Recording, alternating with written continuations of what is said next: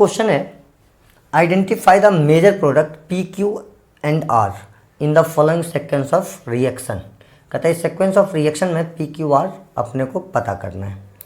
Reaction है benzene का normal propyl chloride के साथ एनहाइड्रस AlCl3 से पहले रिएक्शन कराया, पी बनाया, देन O2H3O प्लस के साथ हीट किया तो Q प्लस R बनाया। ये पूछ रहा है अपन से कि PQR क्या होगा। अपन एक काम करते हैं, इस रिएक्शन को कंप्लीट कर लेते हैं, अपने को प्रोडक्ट दिख जाएगा, है ना।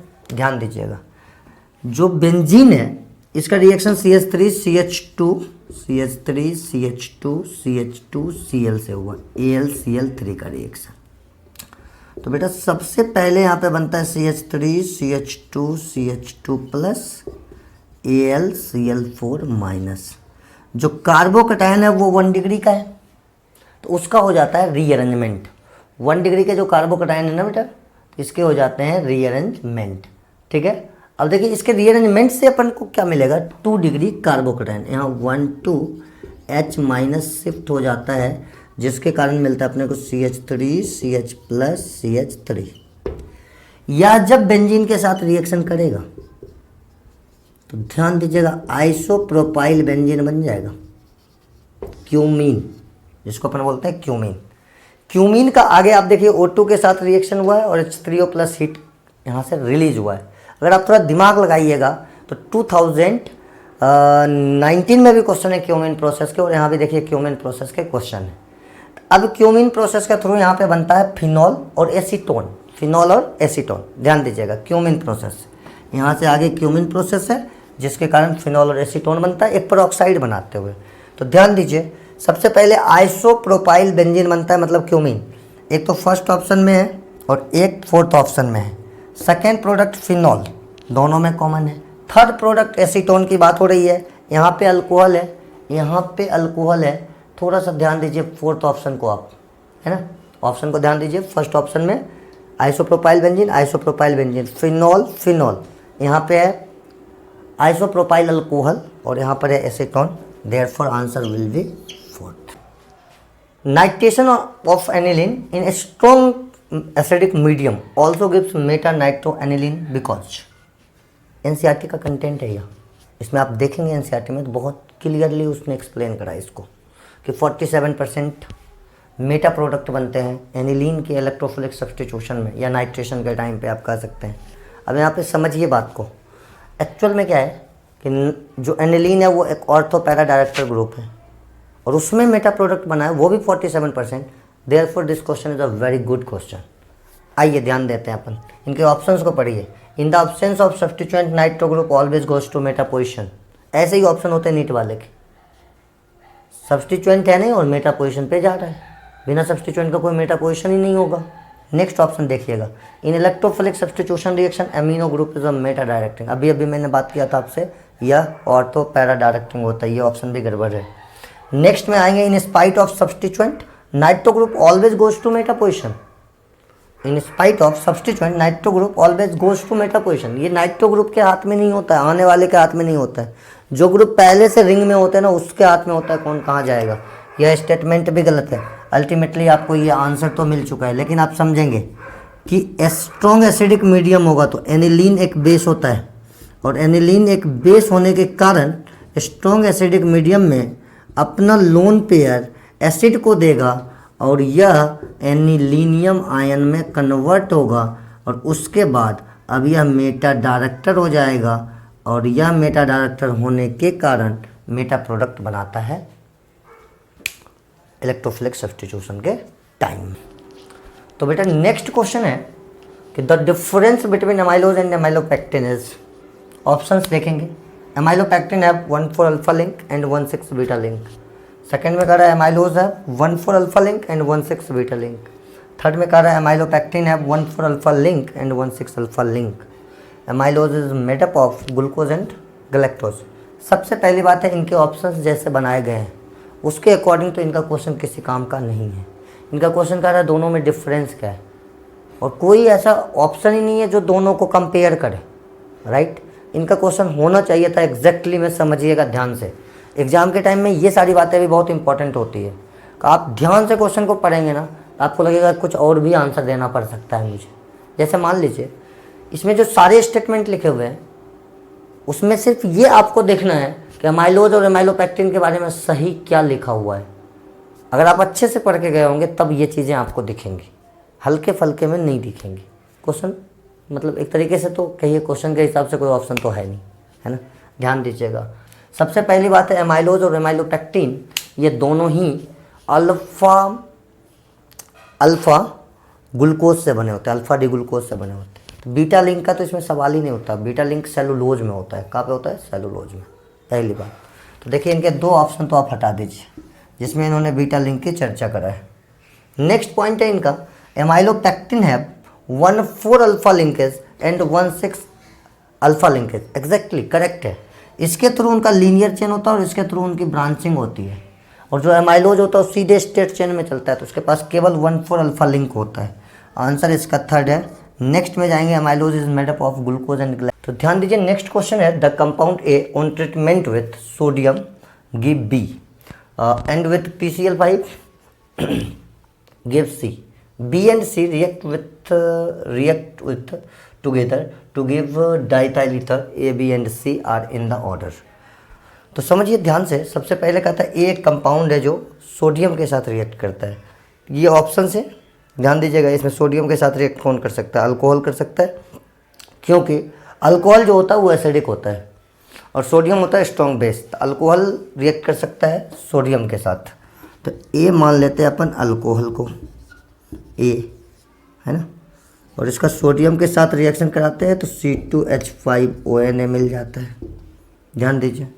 फिर कहता है इसका रिएक्शन PCl5 के साथ होता है तो C2H5Cl मिल जाता है C, है ना। और B और C का आप रिएक्शन करा दीजिए तो B और C के रिएक्शन से आपको मिल जाएगा C2H5 डाइथाइल ईथर। इसका मतलब A होगा अल्कोहल, B होगा सोडियम इथॉक्साइड और C होगा C2H5Cl। Answer will be fourth. Next question again organic chemistry से the compound C7H8 undergoes the following reaction. The compound C7H8 undergoes the following reactions. C7H8 3Cl2 heat किया, A बनाया, A को आपने Br2Fe दिया, B बनाया, B को आपने ZnHCl दिया और उसने C बनाया। The product C is, simple सा कहानी समझिए पहले, टोल्यूइन टोल्यूइन टोल्यूइन टोल्यूइन, मतलब कंपाउंड में बेंजीन का रिंग तो है, बड़ा सिंपल सा कहानी समझिए आप। और अगर इसमें बेंजीन का रिंग है तो C7H8 का मतलब यह खुद एक टोल्यूइन है। समझिएगा ध्यान से, ये खुद में क्या है? एक टोल्यूइन।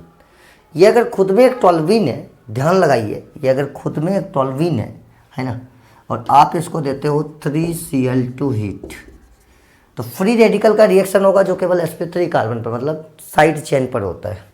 यहाँ से बनेगा ट्राइक्लोरोमिथाइल बेंजीन CCl3। अब इसको आप दोगे Br2Fe, इलेक्ट्रोफिलिक सब्स्टिट्यूशन होगा और ये मेटा डायरेक्टर होता है -H के कारण। किसके कारण? -H के कारण ये होता है मेटा डायरेक्टर। तो ये आपको बना के देगा CCl3 और मेटा पर ब्रोमीन, राइट। उसके बाद आप इसका ZnHCl के साथ रिएक्शन कराओगे, इसका रिएक्शन कराओगे ZnHCl के साथ, तो यह क्या करेगा? अपना Br हटा लेगा और यहाँ पे Cl लगा देगा। यहाँ पे एक तो इसने Cl लगा देगा, राइट। सॉरी, यहाँ तो Br रहेगा ही। ये क्या करेगा? ये जितने भी Cl लगे हुए हैं इन सबको रिड्यूस करके वापस CH3 कर देगा। तो meta bromo toluene will be your answer करेंगे, और वह भी ऑर्गेनिक केमिस्ट्री से है। Hydrocarbon A react with bromine by substitution to form an alkyl bromide which by Wurtz reaction is converted to gases hydrocarbon containing less than 4 carbon atoms as. ध्यान से सोचेंगे आप, अगर हम मिथाइल ब्रोमाइड बनाते हैं तो इथेन बनेगा। मिथाइल ब्रोमाइड से क्या बनेगा? इथेन। और अगर हम इथाइल ब्रोमाइड लेंगे तो ब्यूटेन बनेगा। क्वेश्चन क्या कर रहा है कि बाद में जो ऊर्ज रिएक्शन होता है उससे लेस देन 4 कार्बन का कंपाउंड बनता है। इथाइल ब्रोमाइड तो हो ही नहीं सकता है, उसके आगे कुछ भी लोगे तो और 6 कार्बन 8 कार्बन होता चला जाएगा। मतलब आपको मिथाइल ब्रोमाइड बनाना है जो मीथेन से बनेगा। सिंपल सोच के देख लो, आंसर आएगा फोर्थ। CH4 लोगे आप, इसका रिएक्शन करा दोगे आप Br2 से, है ना, तो आपको CH3Br मिलेगा और यहाँ से करा दोगे ऊर्ज, आपको मिलेगा CH3 therefore alkane is methane. Question है which of the following molecules represent the order of hybridization sp2 sp2 sp sp from left to right atoms. Left to right अपने को हाइब्रिडाइजेशन देखना है, sp2 sp2 sp sp। Simple सा concept होता है, carbon के बगल में अगर 0 पाई बॉन्ड होते हैं तो sp3 1 पाई बॉन्ड होते हैं, sp2 2 पाई बॉन्ड होते हैं, sp। चेक कीजिए आंसर आ जाएगा। यह आपका sp2 होगा या आपका sp2 होगा, या भी आपका sp2 होगा या भी आपका sp2 होगा, आंसर नहीं आएगा। इसमें आएंगे तो sp2 sp2 sp sp, क्योंकि यहाँ पे देखिए 2 पाई बॉन्ड है और यहाँ पर 1 पाई बॉन्ड है, answer is second. Next question है which of the following carbocation is expected to be most stable. कौन सा कार्बोकेटाइन मोस्ट स्टेबल है? सिंपल सा दिमाग लगाइएगा, जो NO2 है वह रेजोनेंस इफेक्ट तो सब में दिखा रहा है, तो वहाँ से तो डिसीजन होगा नहीं, क्योंकि रेजोनेंस इफेक्ट डिस्टेंस इंडिपेंडेंट होता है। देन अपन आएंगे इंडक्टिव पे। इंडक्टिव इफेक्ट जो होता है वो डिस्टेंस डिपेंडेंट होता है और उसके हिसाब से वो -I होता है। तो जिसमें वह प्लस चार्ज से जितना दूर होगा वो ज़्यादा स्टेबल होगा, क्योंकि जितना ज़्यादा दूर होगा तो -I का इफेक्ट कमज़ोर होगा और प्लस चार्ज मोर स्टेबल होगा। Therefore answer will be first. Check कर ले। क्वेश्चन है बेटा which of the following is correct with respect to -I effect of substituent. -I effect का ऑर्डर पूछ रहे हैं, ध्यान से समझेंगे। -I इफेक्ट का जो टेक्निक होता है बताने का वो ये होता है कि अगर किसी ग्रुप के फर्स्ट एटम पे पॉजिटिव चार्ज है तो या पार्शियल पॉजिटिव चार्ज है तो वो सबसे ज़्यादा -I दिखाएगा। उसके बाद नंबर आता है न्यूट्रल वाले का और मिनिमम होता है निगेटिव वाले का। अब यहाँ पर ध्यान दिया जाए, जो फ्लोरीन है इस पे 0 चार्ज है, लेकिन ऑक्सीजन और नाइट्रोजन पे नेगेटिव चार्ज है, तो फ्लोरीन तो इन दोनों से ज़्यादा होगा ही होगा। तो आप ध्यान से देखेंगे 2 ऑप्शन इसके ख़त्म हो गए, बचे 2 ऑप्शन। 2 ऑप्शन में अब आप सोचिए ध्यान से कि अगर नाइट्रोजन पे निगेटिव है और ऑक्सीजन पे निगेटिव है, तो जिसका निगेटिव अनस्टेबल होगा वो बेहतर डोनर हो जाएगा, मतलब ख़राब एक्सेप्टर हो जाएगा। तो निगेटिव जो अनस्टेबल होगा वो लेस इलेक्ट्रोनिगेटिव का, नाइट्रोजन का अनस्टेबल होगा, ऑक्सीजन का रिलेटिवली स्टेबल होगा, ये बेहतर डोनर होगा, इसलिए ये बेहतर एक्सेप्टर होगा। सेम कहानी सेकेंड थर्ड ऑप्शन में है, ध्यान दीजिएगा, इसमें दोनों ही आंसर हो सकते हैं। यह क्वेश्चन बोनस हुआ होगा इस साल में, ध्यान दीजिएगा थोड़ा सा। अब अपन आते हैं नेक्स्ट क्वेश्चन में। In the reaction this the electrophile involved. सबसे पहले आप रिएक्शन को देखिए, रायमंड-टायमंड रिएक्शन है। कौन सा रिएक्शन है? रायमंड-टायमंड रिएक्शन। रायमंड-टायमंड रिएक्शन में जो इसके रिएजेंट होते हैं क्लोरोफॉर्म और सोडियम हाइड्रोक्साइड, या अल्फा एलिमिनेशन के थ्रू डाइक्लोरोकार्बिन का फॉर्मेशन करते हैं, और डाइक्लोरोकार्बिन एक इलेक्ट्रोफाइल होता है जो फर्दर रिंग पर अटैक करके आपको प्रोडक्ट बना के देता है सैलिसल्डिहाइड। तो therefore answer will be fourth. इसके बाद हम नेक्स्ट क्वेश्चन में आते हैं, रिगार्डिंग क्रॉस लिंक्ड पॉलीमर और network polymer which of the following statement is incorrect. Examples are bakelite and melamine. याद रहता है सबको कि बेकेलाइट मेलामिन क्रॉस लिंक के एग्जाम्पल हैं, आप एक बार चेक कर लीजिएगा। नेक्स्ट स्टेटमेंट है, they are form from bi and tri functional monomers. Definitely होने चाहिए बाय एंड ट्राई, क्योंकि क्रॉस लिंकिंग होती ही उसी के द्वारा है, और क्रॉस लिंकिंग जो होती है ना वो कोवेलेंट बॉन्ड के थ्रू बनती है। किसके थ्रू बनती है? कोवेलेंट बॉन्ड के थ्रू। इसका मतलब यह हुआ कि they contain covalent bond between various linear polymer chain. ये भी करेक्ट है, ये करेक्ट है, ये करेक्ट है, ये करेक्ट है, इसका भी आंसर फोर्थ होगा। ये कह रहा है they contain strong covalent bond in their polymer chain, उसके पॉलीमर के चेन में स्ट्रॉन्ग कोवेलेंट बॉन्ड होते हैं। ये बातें बिल्कुल भी गलत नहीं है, लेकिन चूंकि यह क्रॉस लिंकिंग के रिस्पेक्ट में कुछ बोल नहीं रहा है, इसलिए बाकियों के रिस्पेक्ट में इसको गलत माना जाएगा। Question number 8, which of the following compound can form zwitter ion. है ना, ज्यूटर आयन कौन से कंपाउंड बनाते हैं? बड़ा सिंपल सा कंसेप्ट समझिएगा कि सबसे पहली बात है उसमें एसिड बेस दोनों के फंक्शनल ग्रुप होने चाहिए। एसिड बेस दोनों के फंक्शनल ग्रुप होने चाहिए। बेंजोइक एसिड खत्म हो गया, केवल एसिड का ग्रुप है इसके पास। एसिड एनलाइड का अगर मैं स्ट्रक्चर बनाऊं तो यह है एन फिनाइल एसिटामाइड। मैं इसका स्ट्रक्चर आपको बना के दूं, चलिए यहाँ बनाता हूँ मैं स्ट्रक्चर इसका। तो एन फिनाइल एसिटामाइड ये होता है ना। इसको एसिड एनलाइड में लास्ट का ई हटा भी सकते हैं आप, ध्यान रखिएगा, है ना। और एसिटिनिल भी बोलते हैं इसको। नेक्स्ट है एनिलिन, तो ये भी नहीं बना सकता, देखिए इसके पास भी केवल बेसिक ग्रुप है। ये भी नहीं बना सकता। अब बनाएगा कौन? Glycine. Glycine is basically NH2CH2COH, alpha amino acid, ये बनाएगा। Therefore answer will be fourth. Next question है, which oxide of nitrogen is not a common pollutant introduce into the atmosphere both due to natural and human activity, है ना। ये तो fact है, इसको आपको फैक्ट बेस्ड पे आंसर देना होगा। इन्वायरमेंटल केमिस्ट्री का क्वेश्चन है, N2O5 इसका answer will be fourth. Next question है, compound AC8H10O is found to react with NaOI produced by reacting Y with NaOH and yield a yellow PPT with characteristic smell। उसके बाद कहता है A and Y are respectively। ध्यान से समझिएगा, यह reaction अगर आपको याद है तो यह रिएक्शन हेलो फॉर्म है।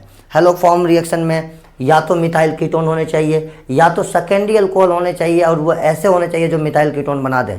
मतलब जिस कार्बन पर OH है ना, उसके बगल का मिथाइल होना चाहिए, तो वहाँ से बन जाएगा मिथाइल कीटोन। ध्यान दीजिए, ऐसा इसमें एक ऑप्शन है ये CH3 CHOH, इसलिए आंसर आएगा इसका